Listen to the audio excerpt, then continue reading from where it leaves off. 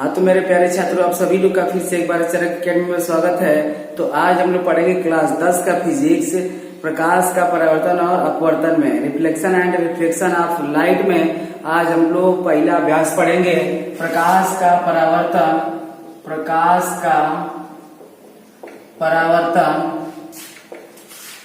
तथा अपवर्तन। ठीक है, ये टॉपिक आज हम लोग शुरुआत कर रहे हैं।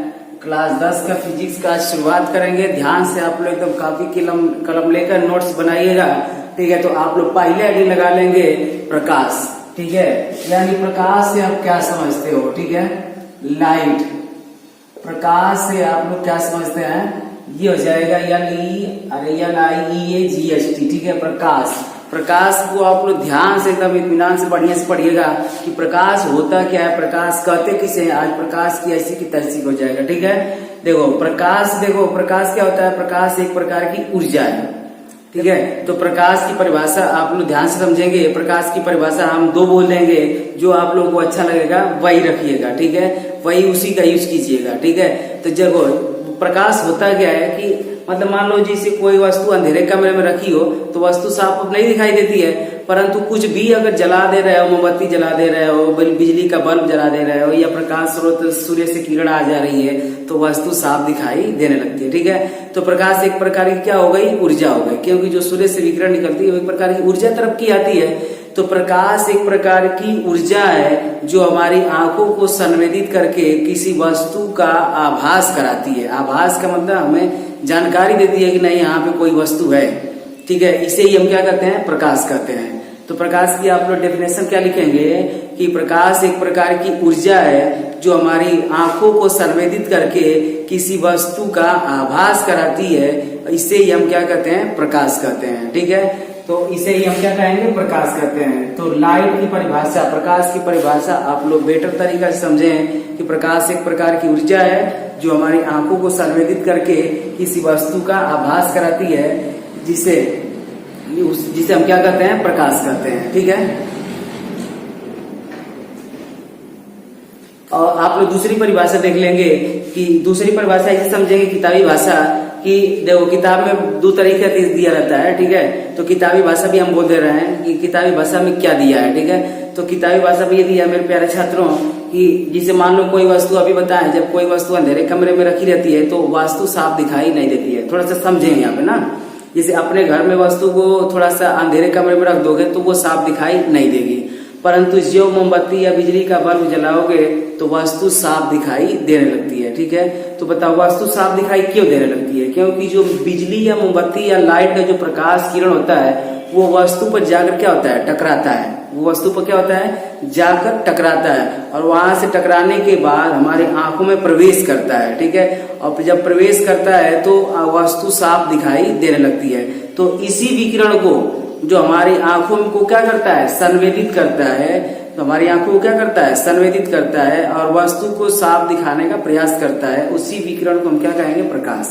ठीक है, तो आप लोग इसकी लंबी चौड़ी वाली परिभाषा आप लोग जानेंगे कि जब कोई वस्तु अंधेरे कमरे में रखी रहती है तो वस्तु साफ दिखाई नहीं देती है, परंतु बिजली या मोमबत्ती का बल्ब जलाया जाता है तो वस्तु साफ दिखाई देने लगती है। ठीक है, और वस्तु देखो बिजली या मोमबत्ती के बल्ब से निकली हुई विकिरण, बिजली या मोमबत्ती से बल्ब से निकली हुई विकिरण वस्तु पर जाकर गिरती है और वहां से टकराकर हमारी आंखों में प्रवेश करती है। ठीक है, और जब प्रवेश करती है तो वस्तु साफ दिखाई देने लगती है। इसी विकिरण को जो आ रही है और जा रही है, थोड़ा सा यहाँ पे देखना। जैसे मान लो ये वस्तु है अंधेरे कमरे में रखी है और यहाँ पे हम खड़े हो गए। ठीक है, वस्तु साफ नहीं दिखाई देती है, परंतु मान लो यहाँ पे अगर बिजली का बल्ब का स्रोत कोई जल रहा है और इस पे जाकर गिर रही है। ठीक है, इस पे जाकर क्या हो रही है? टकरा रही है, और यहाँ से टकराने के बाद हमारी आंखों में क्या करती है? प्रवेश करती है। तो देखो विकिरण क्यों बोलते हैं? क्योंकि देखो किरण आई और टकरा कर वापस गई, तो पूर्ण प्रक्रिया तो हराई गई, इसीलिए इसको क्या बोलते हैं? विकिरण बोलते हैं। ठीक है, तो आप लोग ध्यान समझे, किरण आई और टकराने के बाद वापस प्रवेश हुई है तो विकिरण बोलते हैं मेरे प्यारे छात्रों। और इसी विकिरण को जो हमारी आंखों को संवेदित करके किसी वस्तु का क्या कराता है? आभास कराता है, उसी विकिरण को हम लोग क्या कहते हैं? प्रकाश कहते हैं। उसी विकिरण को हम लोग क्या कहेंगे? प्रकाश कहते हैं। ठीक है, इसी विकिरण को हम लोग क्या कहेंगे, प्रकाश। तो बताओ, बोलोगे बढ़िया से कि जब कोई वस्तु अंधेरे कमरे में रखी रहती है तो वस्तु साफ दिखाई नहीं देती है, परंतु बिजली या मोमबत्ती का बल्ब जलाया जाता है तो वस्तु साफ दिखाई देने लगती है। ठीक है, वस्तु साफ दिखाई देने लगती है। और वस्तु साफ दिखाई देने लगती है तो बिजली या मोमबत्ती से जो किरण निकल रही है, निकली हुई विकिरण वस्तु पर जाकर टकराती है और वहां से टकराने के बाद हमारी आंखों में क्या होती है, प्रवेश करती है। ठीक है, यहाँ पे तो हम इसके मुंह में प्रवेश करा दिए हैं। ठीक है, लेकिन प्रवेश होगा उसके आंखों में। ठीक है, आंखों में प्रवेश करती है तो वस्तु साफ दिखाई देने लगती है। तो इसी विकिरण को, जो ये किरण आ रही है और पुनः प्रक्रिया दोहरा कर जा रही है, इसी को विकिरण कहते हैं। इसी विकिरण को जो हमारी आंखों को संवेदित करके इसी वस्तु का क्या करा रहा है, आभास कराता है, इसे ही हम क्या कहते हैं, प्रकाश कहते हैं। ठीक है, अब थोड़ा प्रकाश की परिभाषा, अरे प्रकाश की चाल देख लेंगे और इसे भी समझ लेंगे। सूर्य के प्रकाश को आने में कितना समय लगता है, 500 सेकेंड। लगभग कितना लगता है, 500 सेकेंड। सूर्य की प्रकाश को पृथ्वी तक पहुंचने में 500 सेकेंड, या इसी में कह सकते हैं लगभग कितना, 8 मिनट। ठीक है, 8 मिनट ये प्रकाश की जो किरण है उसको पृथ्वी तक आने में कितना समय लग जाता है, 500 सेकेंड या लगभग 8 मिनट। अब यहाँ पे समझेंगे प्रकाश की चाल। ठीक है, तो बताओ प्रकाश की चाल यहाँ पे आप लोग समझेंगे तो प्रकाश की चाल वायु या निर्वात, देखो निर्वात और वायु एक ही जैसा। निर्वात में जिसकी प्रकाश की चाल, जिसकी जैसे मान लो कि जो चाल निर्वात में रहेगी उसकी चाल उतना ही वायु में भी रहती है। तो निर्वात और वायु में कह सकते हैं कि वायु या निर्वात में जो प्रकाश की चाल होती है मेरे प्रिय छात्रों, वो होती है 3 × 10⁸ मीटर बाई सेकेंड। ठीक है, आप लोग ध्यान से इसको नोट करिएगा। ठीक है, मीटर बाई सेकेंड। अब देखो यहाँ पे पानी में होता है, पानी में इसकी पानी में प्रकाश की चाल होता है 2.25 × 10⁸ मीटर बाई सेकेंड। यानी यही जब जल में प्रकाश किरण जाएगी तो थोड़ा सा वायु से क्या हो जाएगा, कम हो जाएगा। अच्छा, अंदाजा लगा सकते हैं कि वायु थोड़ा सा मतलब खुला माध्यम है और जो पानी है वो घना माध्यम है। ठीक है, मतलब घना माध्यम में समझ रहा है, सघन। ठीक है, और वायु उसकी अपेक्षा विरल माध्यम है। सघन मतलब सटा सटा, विरल मतलब विरल। ठीक है, हटा है ना, तो आप ध्यान देंगे। अब देखो कांच में इसी का चाल हो जाता है, मतलब कांच में प्रकाश की चाल आप लिख लेंगे 2 × 10⁸ मीटर बाई सेकेंड। ठीक है, 2 × 10⁸ मीटर बाई सेकेंड। ठीक है, आप देख लेंगे इसी में तारपीन का जो तेल आता है, तो तारपीन के तेल में जो प्रकाश की चाल होती है, तारपीन के तेल में प्रकाश की जो चाल होती है वो होती है 1.0 और 2.04 × 10⁸ 2.04 × 10⁸ हो जाती है 8। इतना हो जाती है क्या, मीटर बाई सेकेंड। तारपीन के तेल में प्रकाश की चाल अगर कोई पूछे तो क्या बताओगे, 2.04 × 10⁸ मीटर बाई सेकेंड। ठीक है, अब इसी के साथ आप लोग देख लेंगे कि नायलॉन में कितना होता है। नायलॉन में प्रकाश की चाल, तो नायलॉन में प्रकाश की चाल होता है, नायलॉन में प्रकाश की चाल 1.96 × 10⁸ मीटर बाई सेकेंड। ठीक है, इतना होता है मीटर बाई सेकेंड। आप लोग ध्यान से एकदम समझिए। सबसे ज्यादा अगर कोई पूछे प्रकाश की चाल मेरे प्यारे छात्रों तो बताओ किस बताओगे, वायु में। और सबसे कम प्रकाश की चाल किसमें होती है, नायलॉन में। नायलॉन में कितना होती है, 1.96 × 10⁸ मीटर बाई सेकेंड। ठीक है, ये पूरा प्रकाश समाप्त हुआ। ठीक है, अब प्रकाश का क्या पढ़ेंगे, प्रकाश का परावर्तन। ठीक है, तो इसके बाद नेक्स्ट वाली हेडिंग आप लोग इसको नोट करके नेक्स्ट वाली हेडिंग लगा लेंगे, प्रकाश का परावर्तन। ठीक है, अब थोड़ा सा आ जाए प्रकाश के परावर्तन पे। देखिए प्रकाश का परावर्तन पे आप आ जाएंगे तो यहाँ पे आप लोग हेडिंग लगा लीजिएगा, प्रकाश का परावर्तन। प्रकाश का परावर्तन। ठीक है, देखो प्रकाश का परावर्तन क्या होता है, ध्यान से आप लोग समझेंगे कि प्रकाश का परावर्तन मतलब देखो वहां से किरण जब टकरा कर वापस हो जाएगी, मतलब वापस होने की जो प्रक्रिया होती है, जैसे मान लो यहाँ पे हमने लाइट बारा, जैसे यहाँ पे इसे तिरछा लाइट बारा, तो तिरछा लाइट बारोगे तो ये चिकना तल होगा, तो इसका पूरा पूरा कुछ भाग सीधे सीधे निकल जाएगा, जितने एंगल पे आएगा उतना ही एंगल पे चला जाएगा। ठीक है, ऐसे मान लो लाइट यहाँ ऐसे तिरछा और यहाँ से इसे बारेंगे तो सीधे सीधे इसे कट के निकल जाएगा। ठीक है, तो प्रकाश का परावर्तन में आप समझेंगे कि जब कोई चिकना या पालिशदार तल होता है, जब कोई क्या हो चिकना या पालिशदार तल पर जब प्रकाश की किरण पड़ती है, समझे। ठीक है, प्रकाश का परावर्तन में क्या होता है, जब कोई प्रकाश की किरण, ठीक है, तो जब कोई प्रकाश किरण किसी चिकने या पालिशदार तल पर पड़ती है तो उसका अधिकांश भाग वापस लौट जाता है।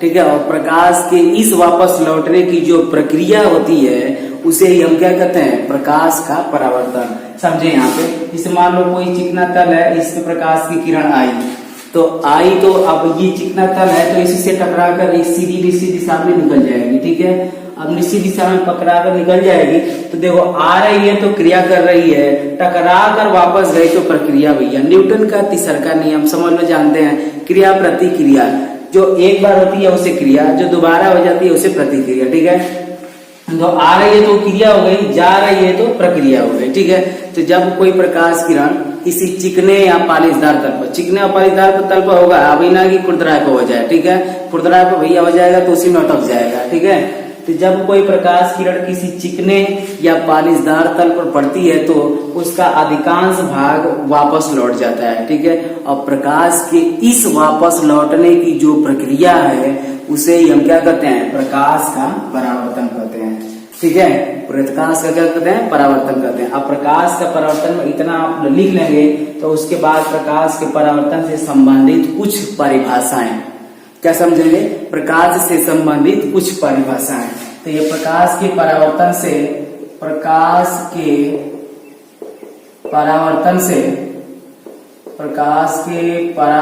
से संबंधित परिभाषाएं। ठीक है, क्या लिखेंगे, संबंधित परिभाषाएं, मतलब प्रकाश से संबंधित कौन सी परिभाषाएं आएंगी, आज प्रकाश की ऐसी की तैसी हो जाएगी। ठीक है, आप लोग ध्यान समझे। देखो, जब प्रकाश की किरण चिकने या पालिशदार तल पर पड़ती है तो हम बताएं कि उसका अधिकांश भाग क्या हो जाता है, वापस लौट जाता है। अब प्रकाश के इस वापस लौटने की जो प्रक्रिया होती है उसे ही हम क्या कहते हैं, प्रकाश का परावर्तन करते हैं। ठीक है, अब थोड़ा सा यहाँ पे ध्यान देने वाली बात है कि अब ये जो प्रकाश से आ रही है किरण, तो जो संबंधित परिभाषाएं हैं वो थोड़ा सा ध्यान समझिएगा। देखो, प्रकाश की किरण, आने वाली किरण को आपतित किरण कहते हैं। आने वाली किरण को क्या कहते हैं, आपतित किरण कहते हैं। आपतित किरण, इसे क्या कहेंगे, आपतित किरण कहेंगे। आज के बाद प्रकाश पढ़ना ही नहीं जरूरत पड़ेगा। ठीक है, तो देखो, आने वाली प्रकाश की किरण को क्या कहते हैं, आपतित किरण, एक परिभाषा हो गया। ठीक है, और चिकने या पालिशदार तल से टकराने के बाद एक सीधी निश्चित दिशा में जाने वाली किरण को हम क्या कहते हैं, परावर्तित किरण, क्योंकि ये परा रही है, क्या हो रही है, परा रही है, परावर्तित किरण हो गई, टकरा कर वापस गई, परावर्तित हो गई। आने वाली किरण को आपतित किरण, पराने वाली किरण को परावर्तित किरण। क्या कहेंगे, आने वाली किरण को आपतित किरण, पराने वाली यानी जाने वाली किरण को परावर्तित किरण। ठीक है, तो यहाँ पे नामकरण कर देते हैं। ठीक है, ए कर दे रहे हैं, यहाँ पे बी कर दे रहे हैं, यहाँ पे सी कर दे रहे हैं। अब तुम लोग इसकी परिभाषा सुपर हिट बोल दोगे कि आने वाली किरण ए बी को आपतित किरण, और टकराने के बाद या परावर्तन होने के बाद बीसी, जाने वाली किरण बीसी को परावर्तित किरण, जाने वाली बीसी को क्या कहेंगे, परावर्तित किरण। ठीक है, अब ध्यान से देखिएगा, इन दोनों के बीच, यहाँ पे एक बात और ध्यान देना, ये दोनों के बीच एक तो खींचेंगे शीर्ष लंब। अब शीर्ष लंब क्यों कहते हैं,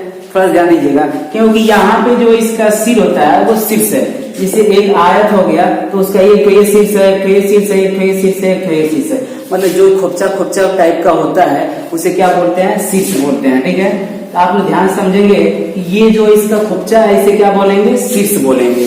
तो और शीर्ष पे पर खड़ी लाइन खींच रहे हैं इसलिए इसको क्या बोलेंगे, शीर्ष लंब बोलेंगे। लंबवत खड़ा खींच रहे हैं तो क्या बोलेंगे, लंब बोलेंगे। ठीक है, तो इन दोनों किरणों के बीच खींचे गए शीर्ष लंब को, ये जो खींचा गया शीर्ष लंब है उसे ही हम लोग कहते हैं अभिलंब। क्या कहेंगे, अभिलंब। ठीक है, नॉर्मल, इसे किससे प्रदर्शित करेंगे, यंग से। ठीक है, तो नॉर्मल को किससे प्रदर्शित करोगे, किससे, अविलंब को किससे प्रदर्शित करोगे, यंग से। तो इन दोनों किरणों के बीच सीधे सीधे आप लोग लिख सकते हैं कि आपतित किरण और परावर्तित किरण के बीच खींचे गए शीर्ष लंब को हम क्या कहते हैं, अविलंब कहते हैं। ठीक है, अब इतना ध्यान से देखना लो कि अब थोड़ा सा बात आ जाएगी आपतन कोण और परावर्तन कोण, दो बातें। जैसे एकदम आज प्रकाश का परावर्तन में एक भी कुछ भी नहीं बचने वाला है। ठीक है, बताओ अविलंब और आपतित किरण, ध्यान से देखो, अविलंब और आपतित किरण, यहाँ पर ध्यान से देखिएगा, अविलंब और आपतित किरण के बीच बने कोण को आपतन कोण कहते हैं। क्या से कहेंगे, आपतन कोण।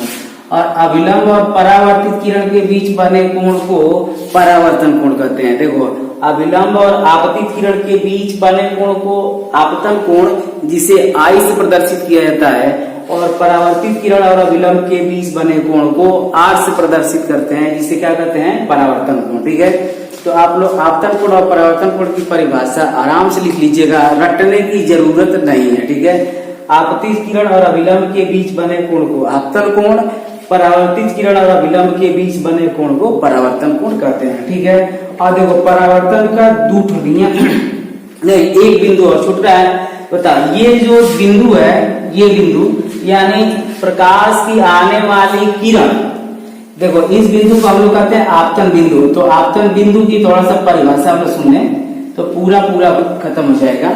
आपतन बिंदु की परिभाषा आप समझे कि आने वाली प्रकाश किरण तल के जिस बिंदु से होकर, तल के जिस बिंदु से होकर या तल के जिस बिंदु से टकराकर वापस लौटती है, उसी बिंदु को हम कहते हैं आपतन बिंदु। बताओ, आपतन बिंदु की परिभाषा आप लोग क्या समझेंगे कि आने वाली प्रकाश की किरण तल के जिस बिंदु से टकराने के बाद वापस लौट जाती है, यानी परावर्तित हो जाती है, उसी बिंदु को हम क्या कहते हैं, आपतन बिंदु कहते हैं। ठीक है, अब देखो प्रकाश के परावर्तन के दो नियम होता है। कितने नियम होता है, दो नियम होता है। एक तो होता है पहला नियम, दूसरा नियम। ठीक है, तो पहला नियम आप लोग समझेंगे कि दो प्रकाश के परावर्तन के दो नियम, एक होता है आपतन कोण और परावर्तन कोण सदैव बराबर होता है, मतलब जितने एंगल पे ही आएगी उतने एंगल पे भाग जाएगी। ठीक है, मतलब जितने एंगल पे आएगी उतने एंगल पे परावर्तित हो जाएगी। ठीक है, आने वाला कोण और आने वाली किरण और जाने वाली किरण के बीच जो अविलंब के बीच जो कोण बन रहा है, वो दोनों कोण क्या होते हैं, बराबर होते हैं। आपतन कोण और परावर्तन कोण सदैव बराबर होते हैं। यही है प्रकाश के परावर्तन का पहला नियम। पहला नियम में सीधे सीधे समझेंगे कि आई बराबर होता है किसके, आर के। ठीक है, आई बराबर होता है किसके, आर के। अब यहाँ पे समझ जाएंगे, हिंदी में आप लिख लीजिएगा, नोट्स कर लीजिएगा कि आपतन कोण और परावर्तन कोण सदैव बराबर होते हैं। ठीक है, पहला नियम है। अब दूसरा नियम में क्या समझेंगे, थोड़ा सा ध्यान समझिएगा। आपतित किरण, परावर्तित किरण और अविलंब तीनों एक ही बिंदु पर स्थित होते हैं। परावर्तन के दूसरे के नियम में आप लोग ये लिखेंगे कि आपतित किरण, परावर्तित किरण और अविलंब तीनों एक ही बिंदु पर स्थित होते हैं। ये है प्रकाश का दूसरा का नियम। ठीक है, तो प्रकाश के परावर्तन और प्रकाश की परिभाषा तक मैं विश्वास करता हूं मेरे प्यारे छात्रों की आप लोगों को कोई प्रॉब्लम नहीं होगा। ठीक है, तो इसी के साथ नेक्स्ट वाली हेडिंग लेकर मिलते हैं अगले वीडियो में। तब तक के लिए आप सभी को बाय।